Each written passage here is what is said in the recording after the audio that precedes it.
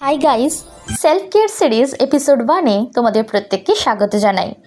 অনেক দিন হলো আমার চুলের কোনো যত্ন করা হচ্ছে না, তাই আজ ভাবলাম ঘরোয়া উপায় একটু চুলের যত্ন নেওয়া যাক। প্রথমেই একটা বাটিতে জল গরম করে 2 চামচ চা পাতা দিয়ে আমি একটা লিকার তৈরি করে রেখেছিলাম। তারপর একটা আলাদা বাটিতে হেনা পাউডার নিয়ে তাতে একে একে টক দই, নারকেল তেল, পাতিলেবুর রস এবং সেই চায়ের লিকার অ্যাড করে আমি একটা মিশ্রণ তৈরি করে নিয়েছি।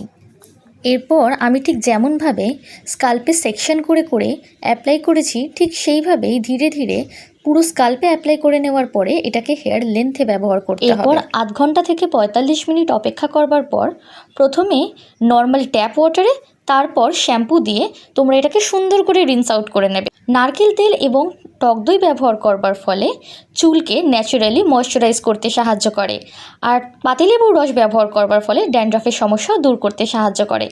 একবার এইভাবে হেনা অ্যাপ্লাই করে দেখতে পারো, আশা করি রেজাল্ট ভালো পাবে।